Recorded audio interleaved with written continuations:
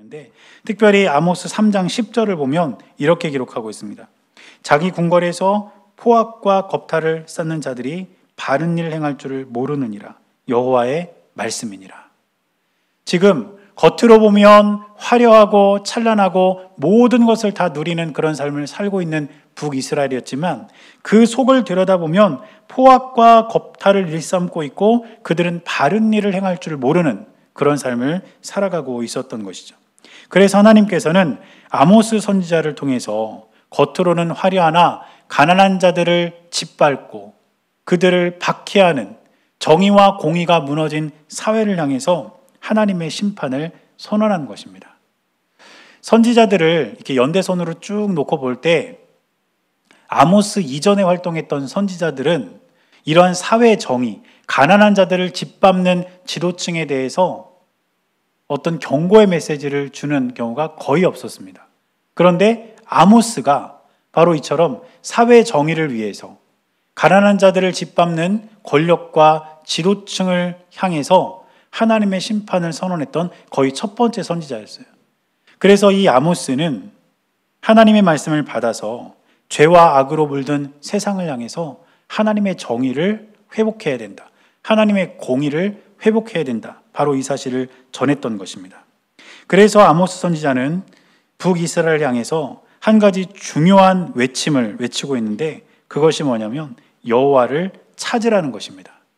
지금 우리가 살고 있는 이 땅이 죄와 악으로 가득 차서 멸망길로 지금 걸어 들어가고 있는데 여호와 하나님을 찾지 않으면 우리는 다 죽는다. 그러니까 반드시 여호와 하나님을 찾아야 한다. 그리고 우리는 하나님의 정의를 회복해야 한다. 바로 이 메시지를 아모스 선지자가 외쳤던 것입니다. 그래서 오늘 우리가 읽은 본문을 보면 동일한 말씀이 반복되고 있는데 4절 말씀을 보니까 이렇게 기록합니다. 여호와께서 이스라엘 족속에게 이와 같이 말씀하시기를 너희는 나를 찾으라 그리하면 살리라. 하나님을 찾으라는 메시지를 던지고 있어요.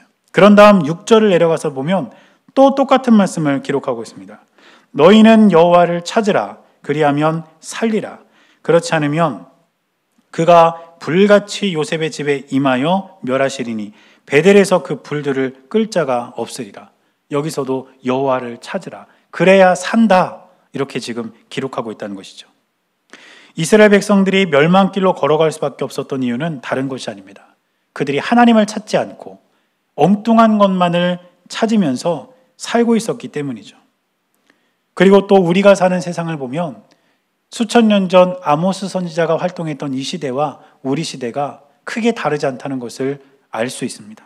왜냐하면 우리가 사는 시대 역시 하나님을 찾기보다는 다른 것을 더 많이 찾고 다른 것을 더 많이 추구하는 그런 세상이기 때문입니다. 그러나 여러분, 저와 여러분들이 살기 위해서는 반드시 하나님을 찾아야 한다는 아모스 선지자의 외침을 기억하시기를 바랍니다.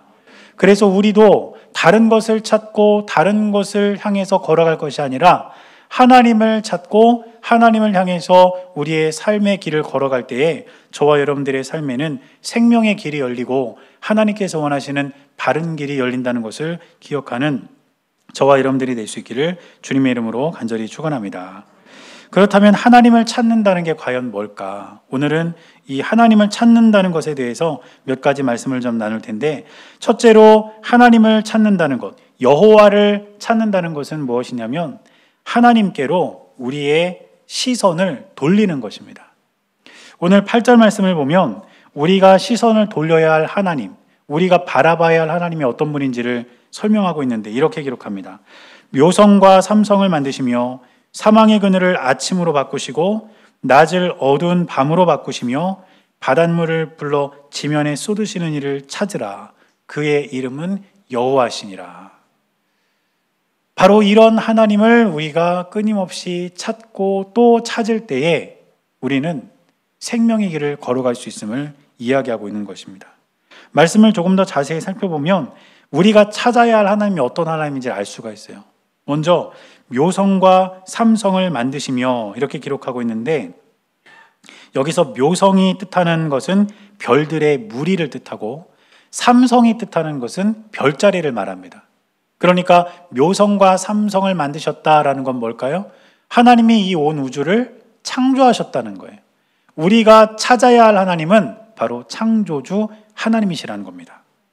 또 그 다음 말씀을 보니까 사망의 그늘을 아침으로 바꾸시고 이렇게 기록하고 있습니다. 이것은 무슨 뜻일까요? 우리는 죄로 인해 죽을 수밖에 없는 사람들 아닙니까? 그러나 그런 우리를 예수님께서 십자가의 달로 돌아가심으로 우리를 구원하셨습니다. 사망의 그늘에 머물면서 죽을 수밖에 없는 우리를 아침으로 바꾸신 분, 바로 우리를 구원하신 구원자 하나님이시라는 거죠. 저와 여러분들이 찾아야 할 하나님은 바로 우리를 구원하신 하나님이라는 뜻입니다. 또 그 다음 말씀을 보니까 낮을 밤으로 바꾸시며 또 이렇게 기록합니다. 낮을 어두운 밤으로 바꾸신다는 것, 이것은 심판을 뜻합니다. 하나님은 이 땅을 창조하신 분일 뿐 아니라 이 땅을 심판하실 수 있는 유일한 분이라는 것을 저와 여러분들이 깨닫고 그 심판자이신 하나님을 우리가 찾아야 한다는 뜻입니다. 그리고 그 다음에는 또 이렇게 기록합니다. 바닷물을 불러 지면에 쏟으시는 이를 찾으라. 이 말씀을 제가 읽으면서 조금 흥미가 있었습니다. 왜냐하면 우리가 보통 비가 내리는 이유를, 원인을 여러 가지로 이렇게 찾는데 그 중에 하나가 뭐냐면 이 지상에 있는, 바다에 있는 물이 이제 증발해서 비구름이 만들어지고 이 땅에 비가 내리는 거잖아요. 그렇죠? 저는 어렸을 때 그렇게 배웠거든요. 네, 그래서 그렇게 알고 있어요. 물론 여러 가지 다른 원인도 있지만 그 원인이 가장 크다. 그렇게 어쨌든 배웠는데 옛날 사람들도 그렇게 알고 있었을까요? 그렇지 않잖아요.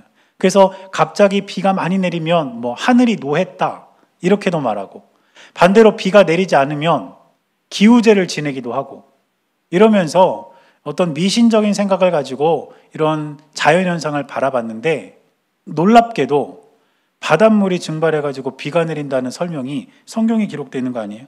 바닷물을 불러서 지면에 쏟으시는 분이 하나님이시다. 여러분, 하나님은 바닷물을 불러서 지면에 쏟으시는 이 자연의 법칙을 만드시고 그것을 섭리하시는 분입니다. 우리 하나님은 지금도 이 세상을 방치하시는 것이 아니고 이 세상을 움직이고 계시고 또 그 세상 안에 살아가고 있는 저와 여러분들의 삶도 섭리, 움직이시는 분이 하나님이시라는 것을 기억하시기를 바랍니다. 그리고 우리가 바로 그 하나님을 찾아야 한다는 것이죠. 그런데 이스라엘 백성들의 시선은 하나님께 있지 않았습니다. 그들의 시선은 그들이 누리는 사치스러운 생활에 있었고 그들이 더 많은 것을 가지려는 욕심에 있었습니다. 아까 오늘 처음 배운 찬양, 여러분 너무 은혜가 되지 않으세요? 근데 그 찬양 가사를 보니까 이런 가사가 있더라고요. 이 땅에 속하여 이 땅만 보다가 주님 손을 놓쳤습니다. 이게 딱 이스라엘 백성들의 모습 아닌가요? 이 땅에 속하여 이 땅만 보다가 잡고 있던 주님 손을 놓치고 시선마저 잃어버리고 세상만 바라보고 살아가는 그 백성들. 그래서 그들은 멸망의 길을 걸어갈 수밖에 없었던 겁니다. 그리고 그들은 그렇게 많은 것을 갖기 위해서 오히려 약한 자를 핍박하고 가난한 자들을 짓밟으면서 사회의 정의를 완전히 망가뜨리는 그런 삶을 살았던 것이죠. 그러나 이런 삶 속에서 그들이 살아갈 수 있는 유일한 길은 바로 하나님을 찾는 것이라고 지금 아모스는 선언하고 있다는 것입니다. 여러분, 우리가 사는 세상은 어떻습니까? 우리가 살아가는 세상도 하나님께 관심을 두고 하나님께 시선을 두기보다 이 세상의 것에만 우리가 가치를 두고 시선을 두고 살아가고 있지는 않은지 우리가 돌아봐야 될 줄 믿습니다.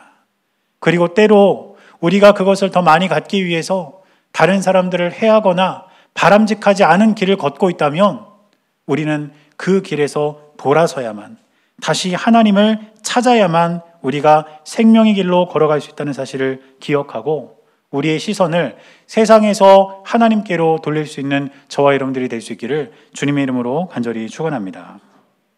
그리고 두 번째로 여호와를 찾는다는 것은 어떤 뜻이냐면 하나님께 바른 예배를 드리는 것입니다.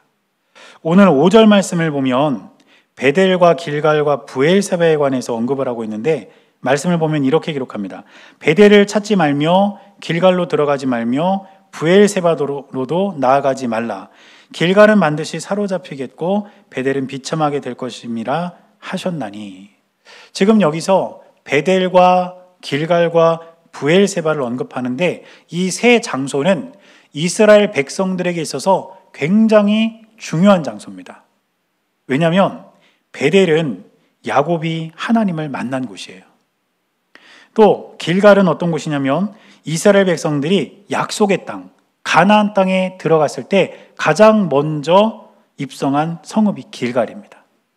또 브엘세바는 어떤 곳이냐면 아브라함이 하나님께 제단을 쌓은 곳이 바로 브엘세바입니다. 그러니까 이 세 장소는 이스라엘 민족들에게 있어서 그 역사의 중요성으로 볼 때 굉장히 의미 있는 장소가 바로 베델, 길갈, 브엘세바였다는 것이죠. 그래서 이스라엘 백성들은 이곳에 제단을 세우고 하나님께 제사, 우리식으로 말하면 항상 예배를 드렸습니다.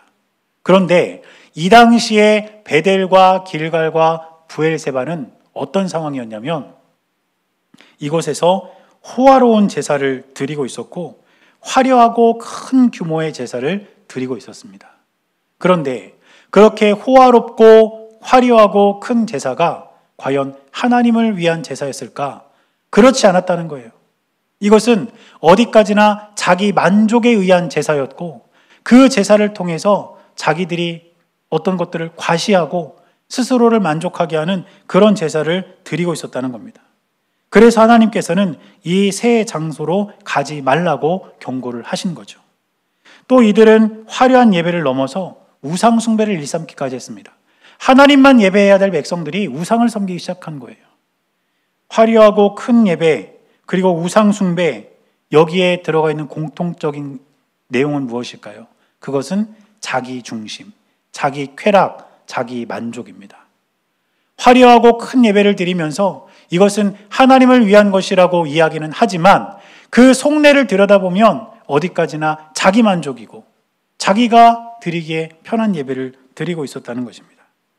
그러나 저와 여러분들이 분명히 기억해야 할 것은 우리가 하나님께 예배를 드릴 때에 자기 중심인 예배를 드리고 하나님이 없는 예배를 드리면 우리는 결코 생명의 길로 걸어갈 수 없다는 것을 꼭 기억하시기를 바랍니다.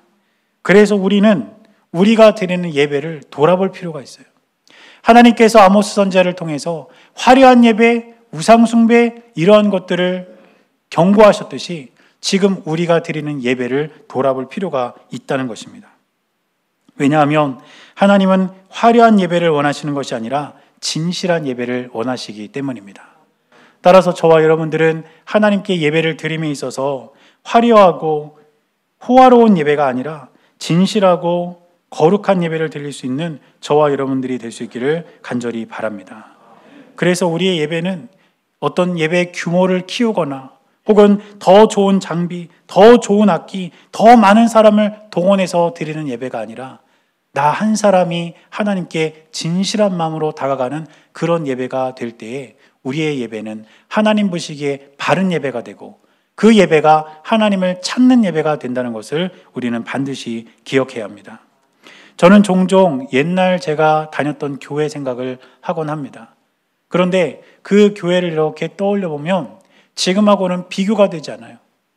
왜냐하면 그 당시에 제가 어릴 때 다녔던 교회는요, 의자가 없었거든요. 그냥 마룻바닥에다가 방석 깔고 앉아서 예배를 드렸어요. 그리고 악기도 별로 없었습니다. 기껏해야 피아노 한 대 이 정도밖에 없었어요. 지금 우리 교회만 해도 다양한 악기를 가지고 예배를 드리잖아요. 그런데 그때는 교회에 피아노 한 대 그리고 큰 북 하나 딱 2개 있었어요. 그래가지고 부흥회 할 때는 그 북을 치면서 부흥회를 했거든요. 찬양할 때.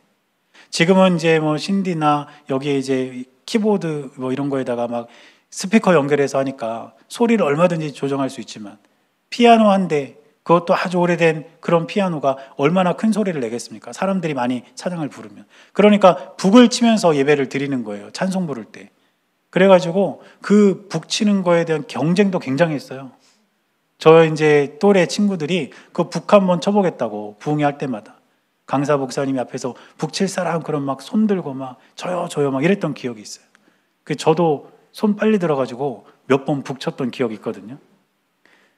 그리고 지금은 뭐 모니터가 있어가지고 가사도 띄워주고 다 이렇게 하니까 사실 성경책을 뭐 깜빡하고 안 갖고 오고 아니면 일부러 안 갖고 와도 예배 드리는데 어떤 지장도 없잖아요. 그런데 옛날에는 뭐 이런 모니터가 있습니까? 뭐가 있습니까? 다 성경책 갖고 와야 되고 찬양도 악보마다 부르는 찬양 다 이렇게 복사해가지고 찬양집 만들어서 이렇게 보면서 찬양하고 다 그랬잖아요. 그러니까 비교할 수가 없어요. 그런데 여러분 솔직히 생각해 보세요. 옛날 그 예배가 지금 우리가 드린 예배보다 못했습니까? 더 은혜로웠으면 은혜로웠지 절대 못하지 않았어요. 결국 예배를 드리는 우리들의 마음이 중요한 거고 하나님께 얼마나 진실한 마음으로 예배를 드리냐가 훨씬 더 중요하다는 것을 기억하시기를 바랍니다. 우리가 이렇게 찬양을 함께 드릴 때 제가 참 은혜를 많이 받습니다. 그런데 제가 지금까지 들어본 찬양 중에 가장 감명 깊었던 찬양이 있어요. 제가 신학교 때 시골 교회에 여름 성경학교 지원을 나갔습니다. 시골에는 이제 교사들이 없으니까 이렇게 지원을 나가서 성경학교를 해줘요. 그런데 그런 교회를 가면 잠자리도 이렇게 마련이 되어 있질 않아요. 그러니까 그냥 교회 뒤에서 구석에서 이제 이불 깔고 자고 그랬는데 이제 잠을 자고 있으면 새벽 4시에 그 교회 권사님들이 새벽 기도하러 오셔요. 분명히 5시부터 새벽 기도인데 4시부터 오셔요. 그럼 4시부터 오셔가지고 뭐 하시냐면 찬양을 부르기 시작하십니다.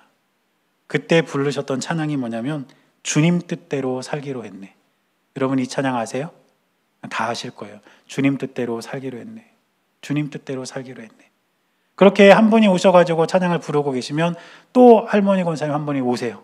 그럼 또 따라 불러요. 그런데 음이 두 분이 달라요. 그래서 2부가 되는 거예요. 2부. 그런데 화음은 안 맞아요. 세 번째 권사님이 또 오십니다. 그러면 3부가 돼요. 네 번째 권사님이 오시면 4부가 돼요. 화음은 하나도 안 맞아요. 그런데 그 찬양을 들으면서 잠에서 깼는데 그 찬양을 들으면 들을수록 왜 그렇게 눈물이 나죠? 80이 넘으신 권사님들의 삶과 신앙이 그 찬양 안에 고스란히 녹아있는 걸 아니까 악기도 없이 무반주로 부르는 찬양, 화음도 안 맞고 리듬도 안 맞는데 그 찬양이 듣는 사람의 마음을 울리는 거예요. 나중에 그 성경학교 지원 끝나고 평가회를 하면서 이야기를 하는데 저만 그런 게 아니에요. 그 찬양을 들었던 같이 갔던 친구들이 다 너무너무 큰 감동을 받았다는 거예요. 지금은 우리가 핸드폰만 열면 유튜브를 통해서 화려한 악기, 완벽한 장비를 통해서 완벽하게 부르는 찬양들이 굉장히 많아요. 그런데 지금까지 제가 들어본 찬양 중에 그 권사님들이 새벽을 깨우며 부르셨던 주님 뜻대로 살기로 했네보다 더 감동 깊은 찬양은 없었습니다. 하나님께 드리는 예배는 우리가 얼마나 화려하고 좋은 환경에서 예배를 드리냐가 중요한 게 아니라 우리의 마음이 어떤 마음이냐, 바로 여기에서 하나님께 드려지는 예배가 결정된다는 사실을 기억하시기를 바랍니다. 그리고 우리의 예배가 바로 그런 진실한 예배, 바른 예배가 될 때 그것이 하나님을 찾는 것이고 우리가 생명의 길을 걸어갈 수 있게 되는 것입니다. 마지막 세 번째로 여호와를 찾는다는 것은 무엇이냐면 하나님의 정의를 실천하는 것입니다. 오늘 본문 말씀을 보면 7절에 이렇게 기록하고 있습니다. 정의를 쓴 쑥으로 바꾸며 공의를 땅에 던지는 자들아. 정의와 공의를 잃어버리고 불의의 삶을 살아가는 백성들을 향해서 정의를 쓴 쑥으로 바꾸고 공의를 땅에 던지는 자들이라고 선언하고 있는 거죠. 또 11절 앞부분을 보니까 이렇게 기록합니다. 너희가 힘없는 자를 밟고 그에게서 미래의 부당한 세를 거두었은즉. 힘없는 자들을 짓밟았고 부당한 세금을 거두었다는 거 아닙니까? 또 12절 뒷부분을 보니까 또 이렇게 기록합니다. 너희의 의인을 학대하며 뇌물을 받고 성문에서 가난한 자를 억울하게 하는 자로다. 의인을 학대하고 뇌물을 받고 가난한 자들을 억압하고 억울하게 하는 그 사람들을 향해서 지금 경고의 메시지를 전하고 있는 것이죠. 당시 이스라엘 백성들, 특히 지도층에 있던 사람들은 겉으로는 종교인의 옷을 입고 있지만 하나님을 믿는다고 하지만 사회 정의가 완전히 무너진 상태에서 가난한 자들을 짓밟고 살았던 것입니다. 그리고 이렇게 겉으로는 화려한 예배를 드리면서도 그 속으로는 가난한 자들을 억압하는 자들, 바로 이런 자들은 심판의 길을 피할 수 없고 하나님의 경고를 받을 수밖에 없었다는 것이죠. 그래서 하나님께서는 이들에게 정의와 공의를 실천하라고 말씀하십니다. 너희들이 아무리 그럴듯한 예배를 드려도 내가 그 예배보다 더 중요하게 생각하는 것은 너희가 예배드린 자답게 살아가는 것이다. 바로 이것을 하나님이 말씀하셨다는 거죠. 그래서 이 말씀을 아모스 5장 21절에서 24절까지 기록하고 있습니다. 이 말씀은 아모스서에서 굉장히 중요한 말씀이고 유명한 말씀인데 제가 한번 읽어드리겠습니다. 내가 너희 절기들을 미워하여 멸시하며 너희 성회들을 기뻐하지 아니하나니 너희가 내게 번제나 소제를 드릴지라도 내가 받지 아니할 것이요 너희의 살진 희생의 화목제도 내가 돌아보지 아니하리라. 내 노랫소리를 내 앞에서 그칠지어다. 내 비파소리로 내가 듣지 아니하리라. 오직 정의를 물같이 공의를 마르지 않는 강같이 흐르게 할지어다. 무슨 뜻입니까? 너희들이 아무리 예배 드려도 그 예배 드린 자답게 공의롭게 살지 않으면 나 너희들 예배를 받지 않을 거다. 형식적으로 드리는 예배, 그게 무슨 소용이냐? 예배 드린 자답게 살지도 않는데, 이러면서 하나님께서 경고를 하셨다는 것이죠.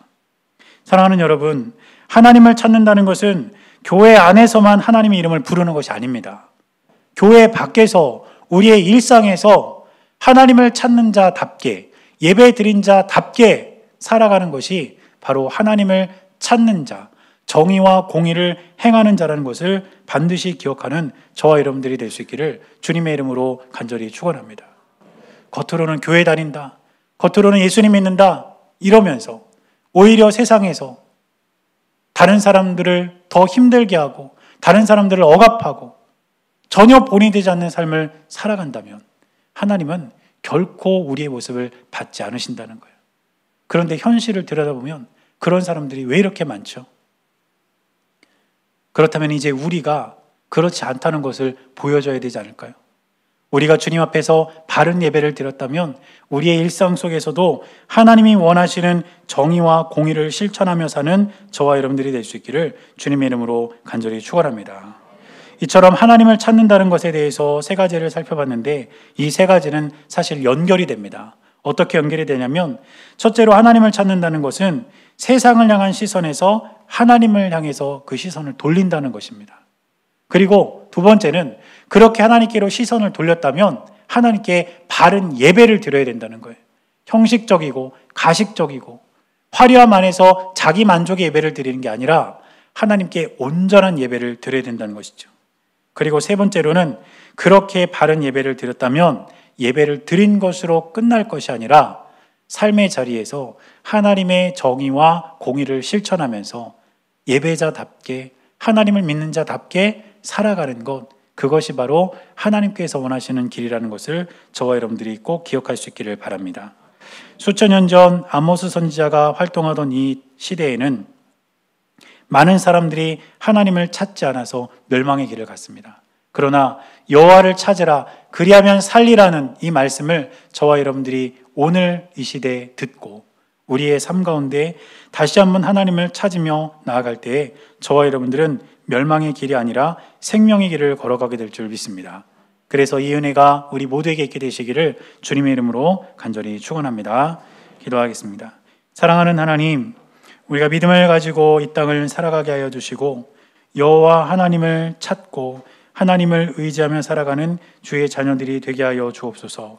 세상을 향한 시선에서 하나님을 향한 시선으로 우리의 눈길이 바뀌게 하시고 바른 예배를 드리며 예배자답게 믿는 자답게 정의와 공의를 실천하며 사는 주의 자녀들이 되게 하여 주옵소서. 우리 하나님께서 언제나 함께해 주실 것을 믿으며 살아계신 예수님의 이름으로 간절히 기도드렸습니다. 아멘.